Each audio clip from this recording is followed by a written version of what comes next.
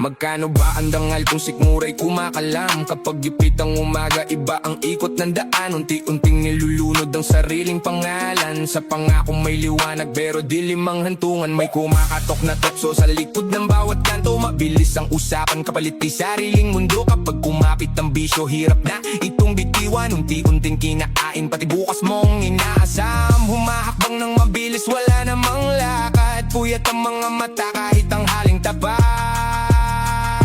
Sino ang may hawak ng timbangan? Sino ang nagtakda ng halaga? Kung buhay ang kapalit ng kita, may panalo ba talaga?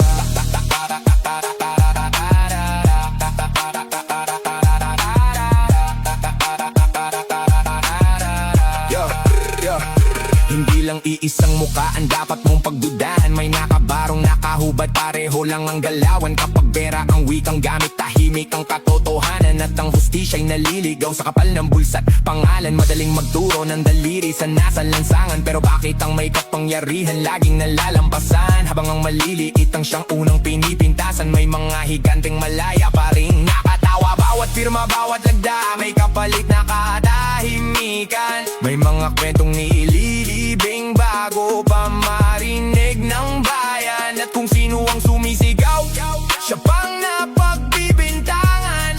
Hanggang sa katotohanan ay maging alamat na lamang.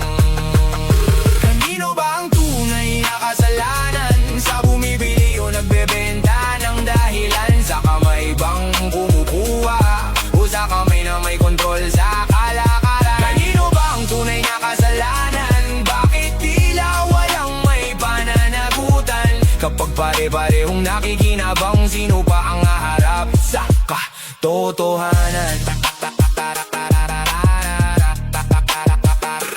May mga pangarap na isinangla sa ilang sandali. Kapalit ng pakiramdam na kala mo'y walang mali. Ngunit bawat takbang palayo ay lalong lumalalim. Hanggang sariling anino mo'y hindi mo na makapiling. Kapag utang ang humahabol, wala nang ligtas na sulok. Lahat ng dating kakape, isa-isang lumilihis ng loob. Sa larong puno ng taksil, walang permanenteng kampo. Kapag wala ka ng silbi, iiwang kang nakayuko. Kaya bago ka sumugal sa alok na parang ginto, silipin mo ang dulo kung saan ito patutungo. Hindi lahat ng kumikinang ay may pag-asang totoo. May mga kislap na bitag para tuluyan kang malugmo.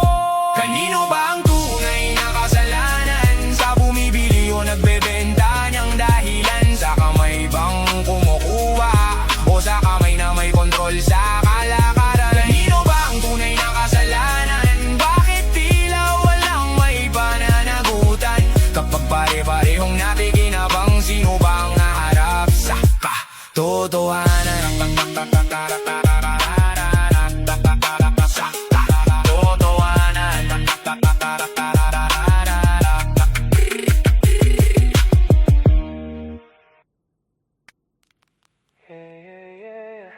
DJ PB. Sandali, sandali, sandali muna. Huwag putulin ang saya nating dalawa. Sandali, sandali, sandali muna. Pag umalis ka, malalamig ang umaga. Sandali, sandali, sandali muna. Isa pang kwento bago tuluyang humupay. Sandali, sandali, sandali muna. Hanggang sumikat ang araw, dito ka muna. Kanina pa ako tulala sa may bintana. Bawat ilaw sa kalsada, kala ko ikaw na. Nang dumating ka, huminto ang ingay. Pagod sa maghapon, napalitan ng kulay. Hindi ko kailangan ng mamahaling plano. Kahit simpleng kwentuhan, sapat na't panalo. Kaya bago pa magmadali ang gabi, pahiram muna ng konting sandali.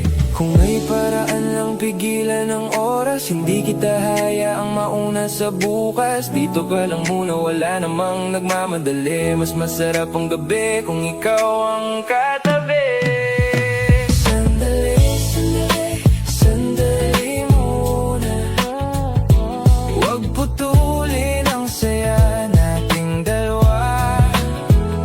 Sandali, sandali, sandali muna. Pag umalis ka, malalamig ang umaga. Oh, sandali, sandali, sandali muna. Isa pang kwento bago tuluyang humupa. Sandali, sandali, sandali muna. Hanggang sumikat ang araw, dito ka muna. Biting pa bawat tawa, biting pa bawat tingin. Parang bawat paalam may bigat na dadalhin. Alam kong kailangan mo ring umalis minsan, pero sana di pa matapos ang kwentuhan. Ang dami pa nating gustong balikan, pangarap na sabay binuo noon pa man. Kung bukas ay kanya-kanya ulit ang lakad, ngayong wag muna tayo mag-alayo agad. Hayaan nating maubos ang katahimikan habang magkahawak ang dalawang kamay. Kung bukas ay kailangan ng magpaalam ngayong gabi,